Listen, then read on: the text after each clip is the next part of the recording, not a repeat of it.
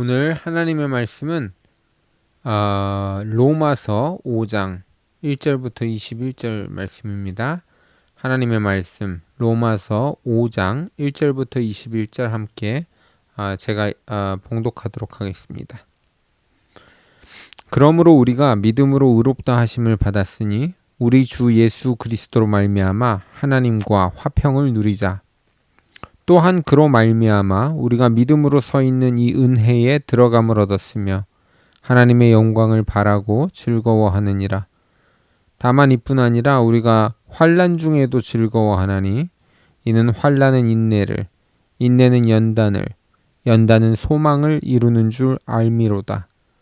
소망이 우리를 부끄럽게 하지 아니함은 우리에게 주신 성령으로 말미암아 하나님의 사랑이 우리 마음에 부은 바 됨이니 우리가 아직 연약할 때에 기약대로 그리스도께서 경건하지 않은 자를 위하여 죽으셨도다.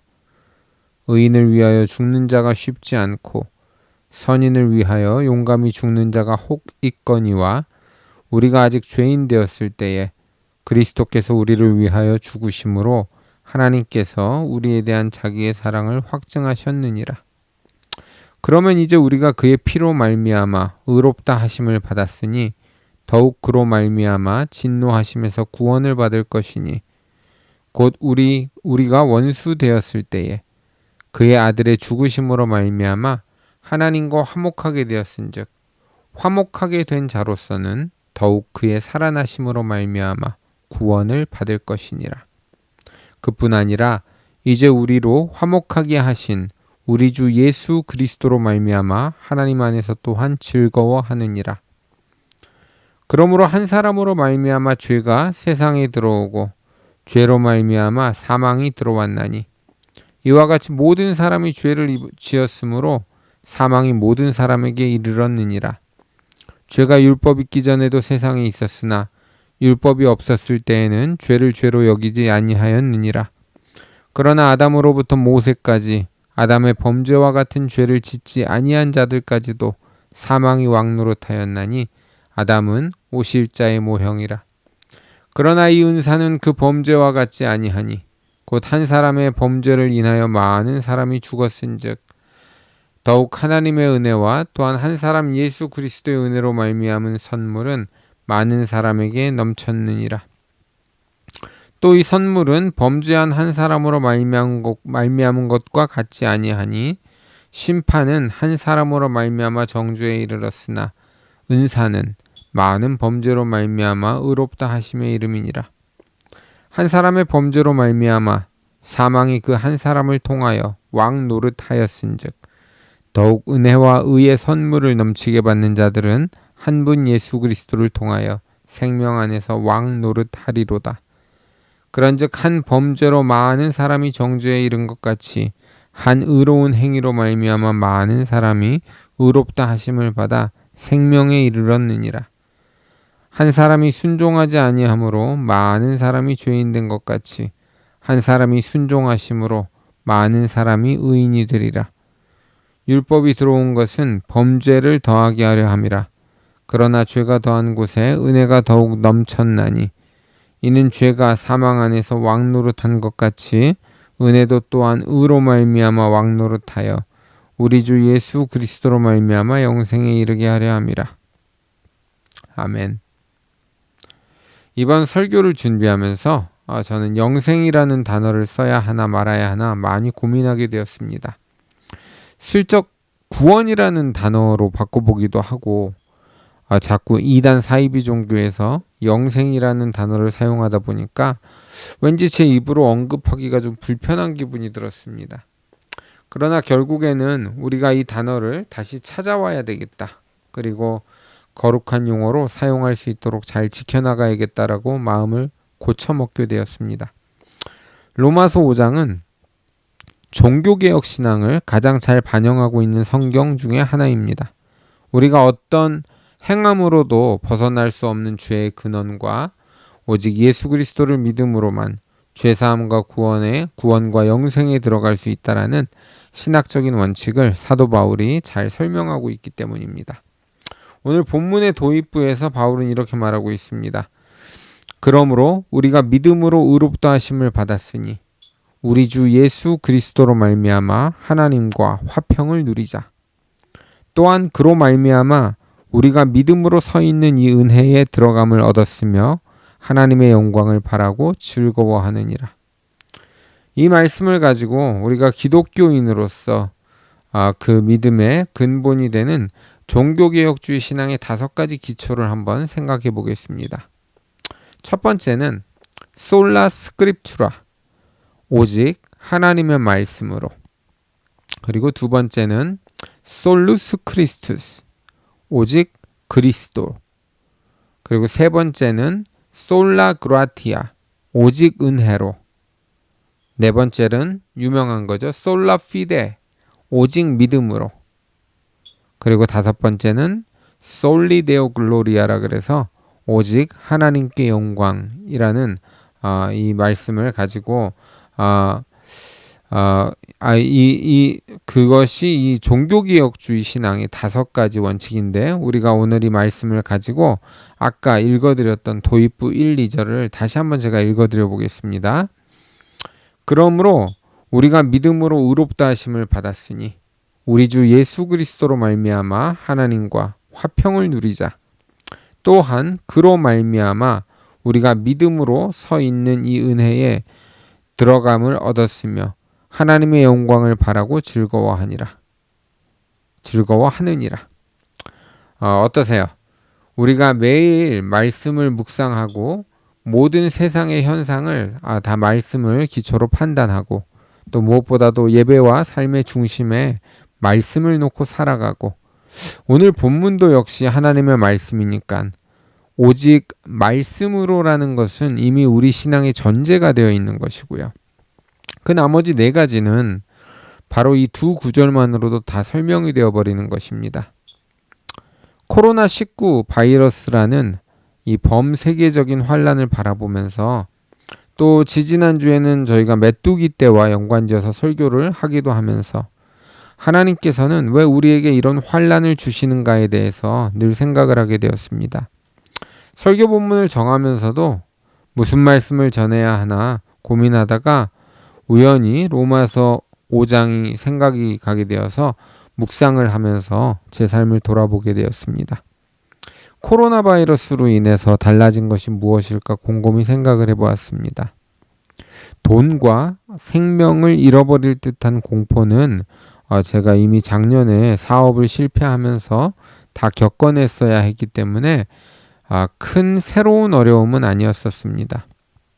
또 어떤 분들은 자택대피를 하라고 하니까 답답하고 또 무료하다고 하시는데, 저는 이미 건강을 잃어서 자택에 갇혀 있은 지가 오래되었기 때문에 그것도 크게 다가오지는 않았습니다.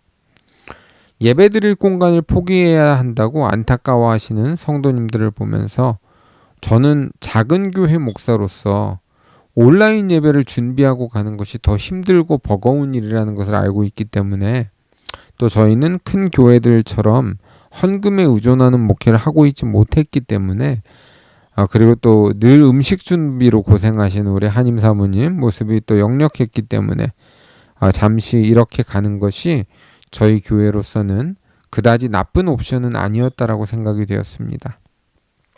또 늘 사회의 구조적인 불평등에 대해서 불만이 많았던 저로서는 혹시 이렇게라도 경제적인 불공평함과 또 무자비한 세금 및 렌트비 갈취, 그리고 임금 착취 같은 문제가 해결되는 것은 아닐까 하는 기대도 좀 들었었기 때문에, 또 저는 개인적으로 이미 가슴 아프게 사업을 실패하고 실직자로 돌아선 전적이 근래에 있었기 때문에 이런 경제적인 혼란이 그렇게 심각하게만 다가오지는 않았습니다. 그런데 어느 날 갑자기 이런 생각이 드는 거예요. 하나님께서 혹시 우리의 기초를 바로 잡으시려는 것은 아닐까. 저는 이번 코로나19 사태로 말미암아서 평소보다 자주 손을 씻고 목욕을 하게 되었습니다. 옆에서 지켜보시는 어머니가 늘 웃으시면서 코로나 때문에 잘 씻으니 좋다고 하시더라고요. 그리고 코로나19 사태로 둘째 딸이 러시아에서 돌아와서 격리를 시킨다고 제 안방을 내주다 보니까 제가 서재로 쫓겨나서 생활을 해야 돼서 수년을 청소도 제대로 하지 않던 서재를 말끔히 청소하고 기존의 가구들을 다시 톱질을 해서 새롭게 방을 청소하고 정리했어야 했습니다. 그리고 온 가족이 모여서 밥도 같이 먹고 얼굴을 맞대고 한 집에 붙어 있는 경험을 정말로 오랜만에 하였습니다. 나쁘지 않은 시간들이었습니다. 이번 환란이 아니고서는 절대로 가질 수도 또 가지려고도 하지 않았던 그런 변화들이었습니다. 주님과의 교제도 더 깊어졌습니다. 기저병 환자로서 코로나19를 바라보는 시각은 정상인과는 다를 수밖에 없습니다. 6월절의 은혜로 병이 넘어가지 않으면 나는 죽는다라는 생각을 하고 나니까 늘 하루하루가 내가 죽기 전에 꼭 하고 싶은 일이 무엇일까를 생각하게 됩니다. 그리고 많은 시간을 주님을 찬양하고 말씀을 묵상하고 기도하는데 사용하게 되는 것을 보았습니다. 딱히 온 주변이 정지가 되어서 일할 거리가 없고 인생의 위기가 닥쳐온 것을 알게 되니까 저번에 사업이 실패했을 때에는 끙끙 앓고 고통스럽게 하나님께 해결책을 구하기만 하였는데 이번에는 그냥 무릎을 꿇고 주님 앞에 엎드리는 모습도 발견하게 되었습니다. 그리고 놀랍게도 제 안에 하나님께서 무언가를 하시고 있고 또 그 안에 소망이 있음을 믿고 있는 제 모습을 보게 되었습니다.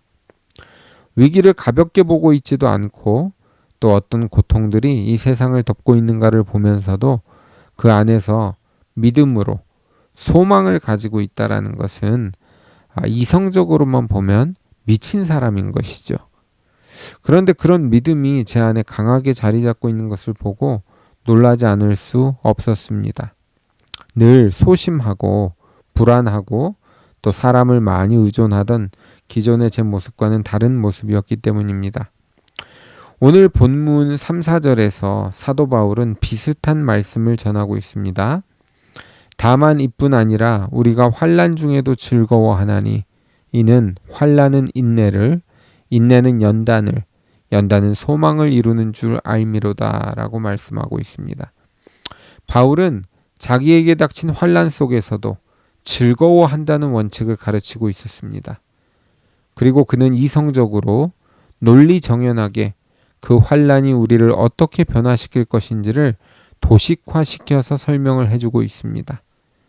그리고 바울은 여기서 믿는다라는 단어를 사용하지 않고 안다라는 단어를 사용하고 있습니다.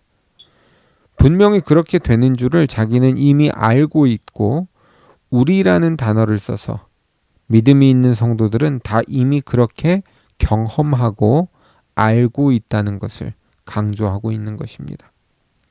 코로나19라는 비상사태를 맞이해서 우리는 분명히 하나님께서 이 일을 통해서 모든 인류들에게 같은 환난을 통해서 인내를, 연단을, 그리고 소망을 이루어 나가실 것이라는 것을 알아야 한다는 것입니다. 두 번째로 이번 환난을 바라보면서 가져야 할 자세는 정죄하는 발언을 함부로 하지 않는 것입니다. 우리가 죄를 고백하고 회개하는 것은 중요합니다. 때때로 죄를 인식하게 도와주면 조금 더 회개하는 데 도움이 되지 않을까 하는 생각도 할 수 있습니다. 그런데 여기 한 가지 중요한 단서가 붙습니다. 죄를 깨닫게 하시고 우리로 회개케 하시는 역사는 오직 성령님의 은혜로만 가능하다라는 것입니다. 성령님께서 강권하시지 않는데 인간의 생각으로 죄를 가르치고 마치 하나님이 그러한 이유로 이러한 일을 행하신다라는 말을 함부로 하게 되면 그것은 거짓 선지자의 악행이 되는 것입니다. 그러므로 혹시라도 그런 생각들을 하시는 분들이 계시다라면 그 모든 생각들을 정죄함으로 표현하기보다는 조용히 기도하고 참으시던가 아니면 굳이 그런 대화를 하고 싶다면 겸손하게 질문을 던지는 방법으로 접근을 하시는 것이 지혜로울 것입니다. 예를 한번 들어보겠습니다. 어떤 분이 아무리 생각해 보아도 이번 코로나19 재앙은 우리 믿는 사람들이 기도를 하지 않아서 당하는 고통이라고 표현하고 싶다고 해보십시다. 그러면 주님께서도 이런 류가 기도하지 않으면 나가지 않는다라고 말씀을 하셨었고요. 또 우리 열왕기상 또 역대하에서 백성들이 무릎 꿇고 기도하면 하나님께서 죄를 사하여 주시라고 솔로몬이 간구했던 것을 이렇게 돌이켜 볼 때에 성경적으로 절대로 틀린 이야기는 아닐 것입니다. 그런데 같은 말도 말주변이 없어서 다른 사람들을 불쾌하게 만드시는 표현으로 바꿔버리시는 분들이 있어요. 제가 한번 예를 들어 볼게요. 어떤 분이 이렇게 말씀을 하셨다고 해봅시다. 목사님, 한국의 기독교가 썩어서 하나님의 징계가 임하는 것입니다. 여기에는 두 가지의 문제가 따라요. 하나는 한국의 기독교가 썩어서라는 이 표현은 어떠한 특정한 죄악을 구체적으로 고발하고 각성이나 회개를 요구하는 것이 아니라 겁없이 하나님의 교회를 일방적으로 다 정죄해버리는 오류를 범한다라는 것이죠. 학계에서는 이런 것을 일반화의 오류라고 표현을 하기도 합니다. 두 번째 문제는 하나님의 징계가 임했다라는 것인데 이 부분도 역시 하나님께서 한국 교회가 전부 썩어서 코로나 바이러스를 보냈다 이런 표현이 되는데 이것은 하나님의 머리 꼭대기까지 가서 하나님이 이래서 이랬다 이렇게 판단을 하게 되시는 것이므로 이러한 태도는 하나님의 신성을 모독하는 행동, 그리고 하나님의 권위에 도전하는 행동, 그리고 가장 안타까운 것은 거짓 선지자의 반열에서는 용서받지 못할 범죄를 저지르게 된다는 것입니다. 하나님께서 이랬다라고 말을 할 수 있는 사람은 선지자들밖에 없습니다. 그러므로 본인이 하나님의 계시를 직접 듣고 하신 말씀이라면 이제 하나님의 심판을 받으시면 되지만 만약에 본인에게 그런 계시를 주신 적이 없는데 이런 표현을 함부로 하게 되는 것은 거짓 선지자의 행동이 되므로 용서받기가 어렵습니다. 이런 말씀을 꼭 하시고 싶으면 이렇게 한번 표현을 해보세요. 목사님, 혹시 우리가 이 코로나19를 바라보면서 한국 교회를 위해서 기도해야 할 것이 있을까요? 이런 식으로 질문을 하시게 되면 일반화의 오류도 또 하나님의 주권에 대한 도전도 없이 하시고 싶으신 말씀을 마음껏 전달하실 수도 있으실 것입니다. 같은 말도 얼마나 조심스럽게 하느냐에 따라서 그 결과가 다르게 되는 것처럼 코로나19 사태를 바라보는 우리의 믿음 역시 어떻게 표현하느냐에 따라서 하나님께서 인정하시는 믿음의 자세인지 그렇지 않은지가 결정되게 될 것입니다. 왜 정죄를 하면 안 되는가? 오늘 본문 속에서 그리고 성경의 이야기들 속에서 그 이유를 한번 찾아보겠습니다. 사도 바울은 오늘 본문 8절에서 우리의 죄와 그리스도의 구속에 대한 관계를 이렇게 설명하고 있습니다. 우리가 아직 죄인 되었을 때에 그리스도께서 우리를 위하여 죽으심으로 하나님께서 우리에 대한 자기의 사랑을 확증하셨느니라. 오늘 본문에 계속적으로 반복하게 해서 나오는 것이 우리의 죄악에도 불구하고 하나님께서는 우리를 사랑하셨고 예수 그리스도를 통한 구원으로 인도하셨으며 또 오늘 본문 18절에 보시면 그런즉 한 범죄로 많은 사람이 정죄에 이른 것 같이 한 의로운 행위로 말미암아 많은 사람이 의롭다 하심을 받아 생명에 이르렀느니라 라고 가르치고 있습니다. 그러므로 우리는 인류를 사랑하시고 구속하시고자 하시는 하나님의 사랑에 누가 될 만한 표현은 스스로 삼가고 조심해야 하는 것입니다. 그런데 주님이 심판을 해야 하실 때가 있기는 있습니다. 특히 우리가 크나큰 자연재해들을 당면하게 되거나 지금처럼 전 세계적인 질병과 고통을 볼 때에는 분명히 이 안에 하나님께서 일하시는 이유가 있다는 것을 인정하고 나아가야 할 것입니다. 그래서 오늘은 믿음의 조상이라 불리는 아브라함이 하나님의 심판을 맞이하는 상황에서 어떻게 행동했는가를 살펴봄으로써 우리가 코비드-19 사태, 이 코로나 사태를 어떻게 이해하고 어떠한 자세로 감당해야 하겠는가를 나눠보려고 합니다. 먼저 아브라함은 하나님께서 소돔과 고모라를 심판하실 것이라는 메시지를 전달받았습니다. 창세기 18장이죠. 그리고 롯의 가정을 구하러 아브라함은 직접 그 도시로 들어가게 됩니다. 그런데 아브라함이 롯의 가정을 구하러 이 소돔과 고모라에 들어갔을 때 아브라함은 주님이 심판할 것과 또 그 심판의 이유가 타당함을 알면서도 하나님께 진노를 거두어 달라고 요청을 합니다. 아브라함은 정의를 행하시는 하나님께서 의인과 악인을 동시에 죽게 하시는 것은 옳지 않다라며 의인이 50이라도 있다면 그러시면 안 되는 게 아니냐라고 항변을 하였습니다. 창세기 18장에 보시면 아브라함이 이로 인해서 하나님 앞에 망신을 당합니다. 하나님께서는 이 성에 50의 의인을 찾으면 심판을 멈추시겠다라고 답을 하셨기 때문입니다. 아브라함이 다시 조심스럽게 묻습니다. 혹시 5명만 빼주셔서 45명이라도 되면 어쩌시겠습니까? 그러니까 하나님께서 45명이라도 찾으면 당장 심판을 멈출 거라고 하십니다. 아브라함 포기하지 않고 같은 대화를 하면서 30명, 20명, 10명으로 같은 대화를 이어갑니다. 하나님은 이런 아브라함을 무례하다고 나무라시지 않으셨고 오히려 의인 10명만 찾아도 이 성을 멸하지 않을 것이다 라고 답하셨습니다. 이 순간 침묵이 흐르게 됩니다. 아브라함도 하나님의 심판의 이유와 그 방법에 대해 항변할 수가 없게 된 것입니다. 하나님은 하나님의 길로, 아브라함은 아브라함의 길로 그렇게 헤어지게 됩니다.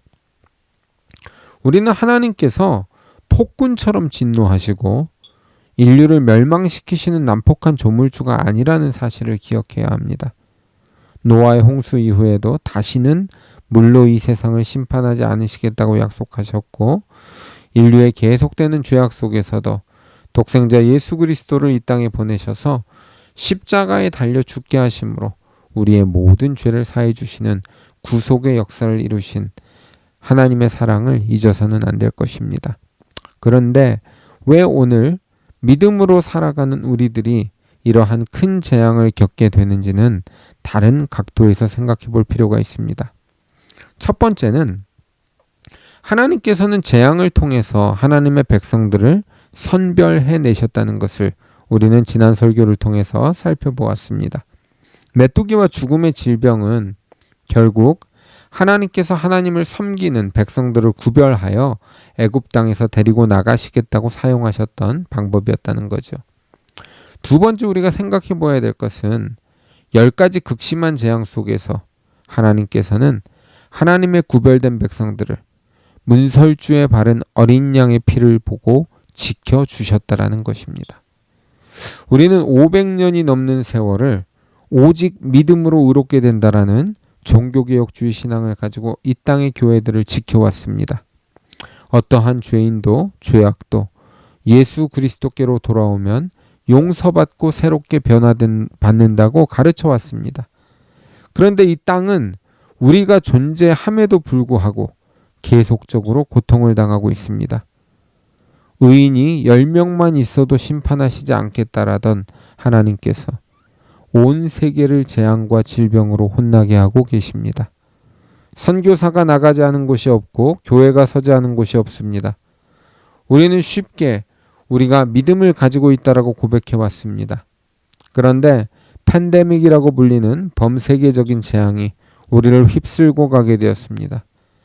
세상 사람들조차도 모세의 이야기에나 나오는 재앙이 임했다라고 떠들어대는 상황입니다. 여기서 우리는 점검해야 합니다.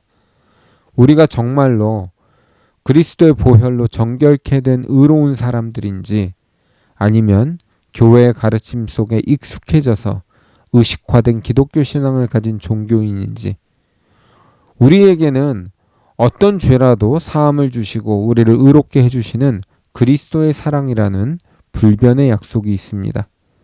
그런데 우리가 살고 있는 이 세상이 이토록 재앙으로 고통을 당하고 있다라면 가장 먼저 질문해 보아야 할 것은 다른 사람들의 죄나 잘못이 아니라 나는 하나님이 보시기에 의로운 백성으로 존재하고 있는가 하는 것입니다.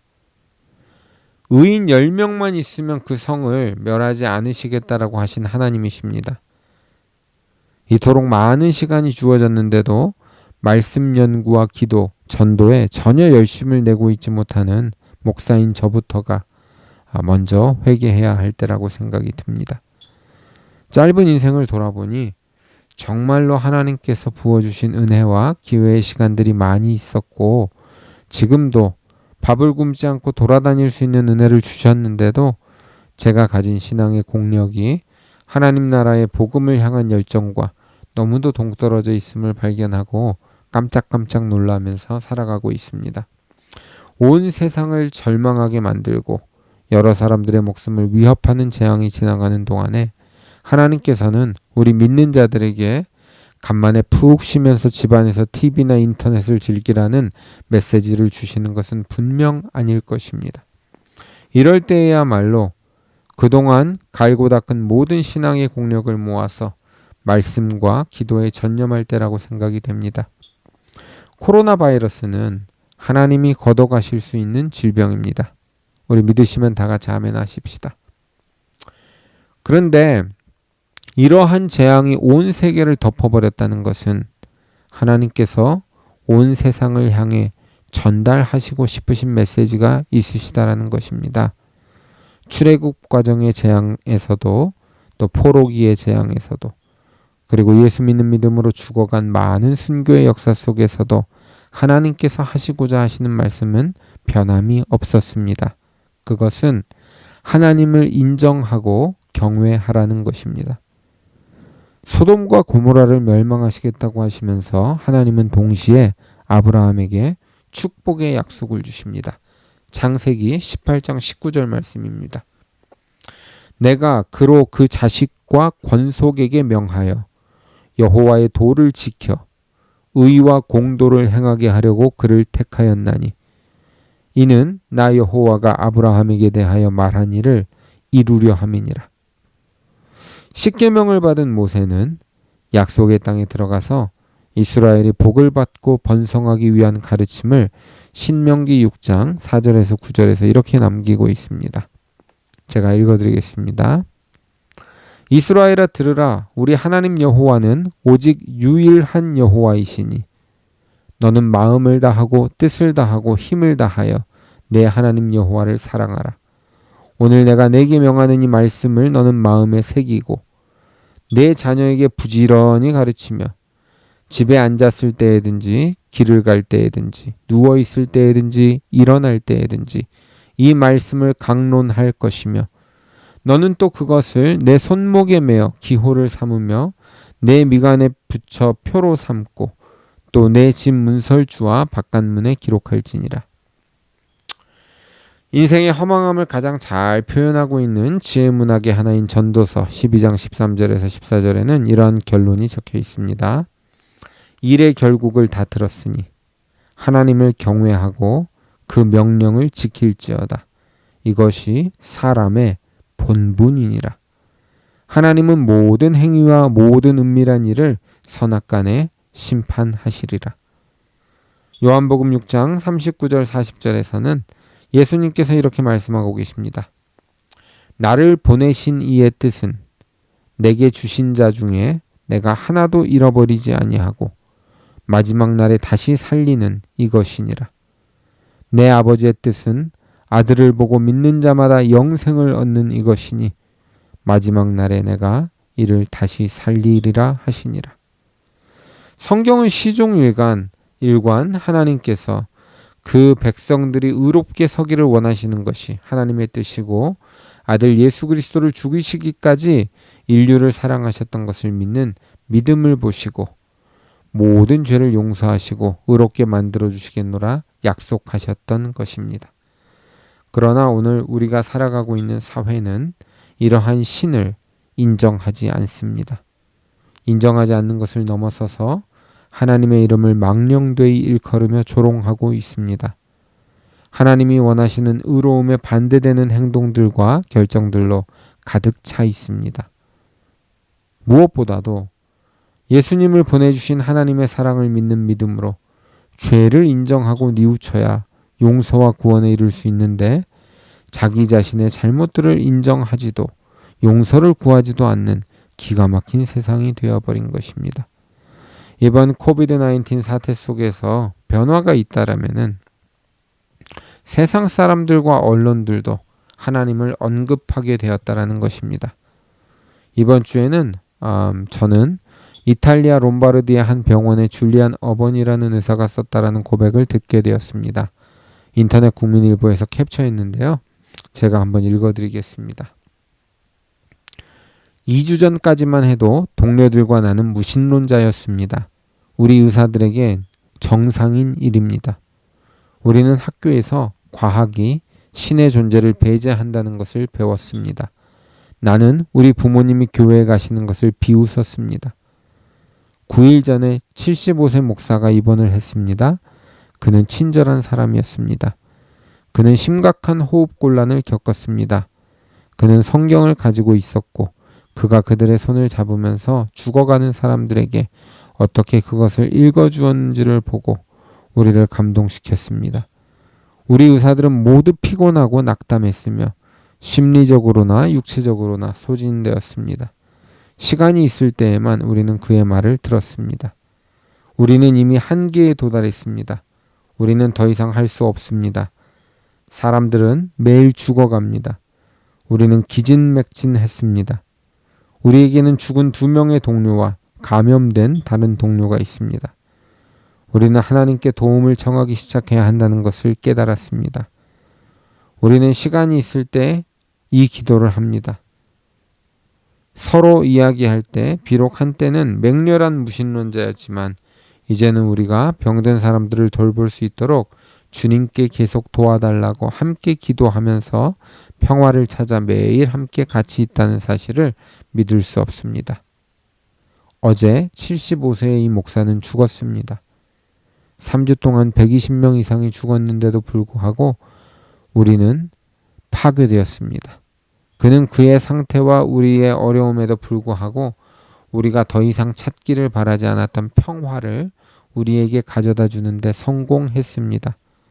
목사님이 주님께 가셨는데 곧 이렇게 일이 계속되면 우리도 그를 따라갈 것입니다.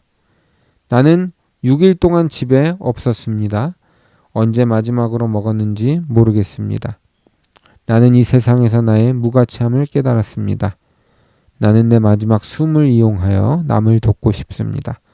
나는 동료들의 고통과 죽음으로 둘러싸여 있는 동안 주님에게 돌아온 것이 행복합니다. 많은 사망자가 나오고 아수라장이 된 상황이지만 우리는 진심으로 변화된 무신론자였던 의사 한 분의 신앙 고백을 확인할 수 있었습니다. 이 한 영혼의 변화가 천하보다 나은 것이라고 성경은 가르치고 있는 것입니다.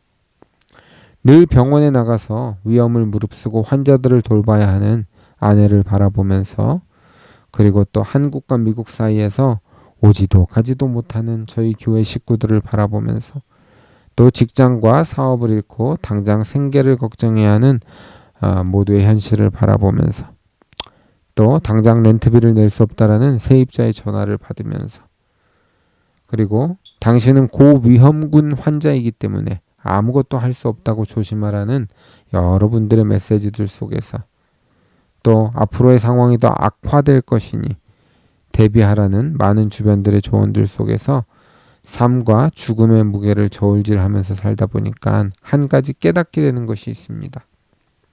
우리 믿는 자들에게 있어서 이 땅에서의 인생은 우리에게 주어진 것도 또 영원한 것도 아니라는 것입니다.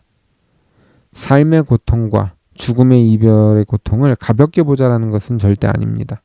그러나 우리에게 정말 중요한 것이 무엇인지 우선순위를 바로잡는 기회의 시간들이 될 것이라고 생각이 됩니다. 하나님께서 아들 예수 그리스도의 죽음까지 감당하시면서 우리에게 주시고자 했던 자유와 구원의 기쁨은 이 땅에서 우리 육신이 누리는 기쁨과는 비교할 수 없는 천국의 기쁨, 영생의 기쁨인 것입니다. 우리는 한 사람으로 오신 예수님의 순종을 통해서 오직 믿음으로만 얻게 되는 그 영생의 기쁨을 한낱 세상의 삶이 주는 기쁨과 맞바꿀 수가 없다라는 것입니다. 하루를 살던 100년을 살던 우리 믿는 사람들의 인생은 천국에서 장차 소유하게 될 영생을 바라며 인생의 발걸음들을 내딛어야 한다라는 것입니다. 하나님께서 믿음의 백성들을 다 지켜주시기를 기도합니다. 그러나 그리 아니하실지라도 우리는 하나님께서 약속하신 천국에서의 영생을 믿음으로 이 땅에서 의로운 백성으로서의 삶을 잘 지키고 잘 마무리해야 할 것입니다. 먼저는 가장 어렵고 첨예한 국가적 결정을 해야 하는 지도자들을 위해서, 또 선별적으로까지 사람의 생명을 책임져 내야 하는 우리 의료진들을 위해서 기도해야 할 때입니다. 그리고 하나님을 경외하는 백성들이 다 겸손하게 무릎 꿇고 이 땅을 고쳐달라 회개하며 중보하는 기도의 행진이 일어나야 할 것입니다. 무엇보다도 온 세상이 하나님의 주인 되심을 인정하고 무릎 꿇는 역사가 일어나야 할 것입니다. 우리 다 함께 주여 삼창하시고 기도하실 때에 하늘에서 들으시고 이 땅을 고쳐주실 하나님을 믿고 의지하시면서 승리하시는 우리 세상의 빛교회 성도님들 되시기를 주님의 이름으로 축원합니다. 다 같이 기도하시겠습니다. 주여! 주여! 주여!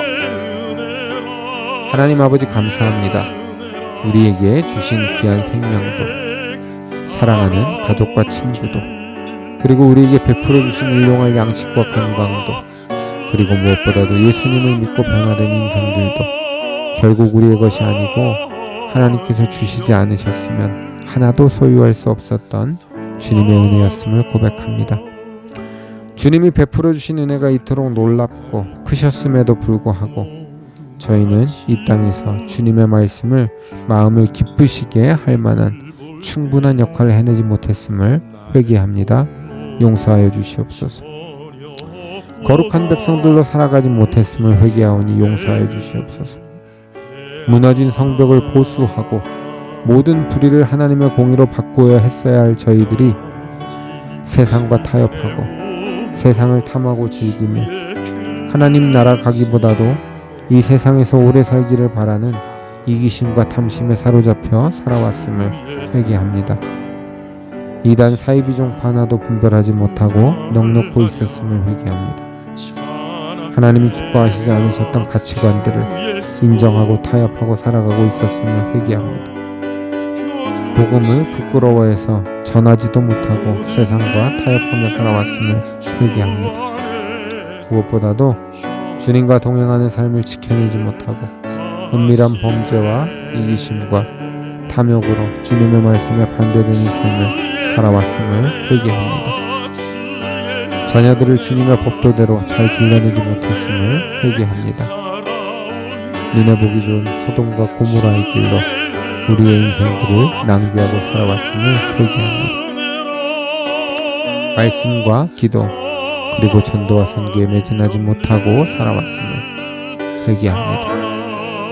우리 안에 있는 분노와 정죄, 교만과 불신을 회개합니다. 하나님, 우리는 무엇을 구할지 알지 못하고 말할 수 없는 탄식으로 우리 가운데 기도하고 계시는 성령님의 간구를 들으시고 저희는 무릎을 꿇사오니 이 땅을 고쳐주시고 회복하여 주시옵소서. 이제는 우리 주 예수 그리스도의 은혜와 아버지 하나님의 놀라우신 사랑하심과 성령님의 감화감동, 교통인도 충만하신 은혜가 오늘 이 자리를 떠나가면서 한 사람의 순종하심으로 온 인류가 구원과 영생의 축복을 얻었음을 믿고 돌아가는 우리 모든 세상의 빛 교회 성도들, 그리고 인터넷으로 함께 예배드리는 모든 분들의 머리 위에 그 발걸음 위에 지금부터 영원토록 함께 하시기를 간절히 축원합니다. 아멘.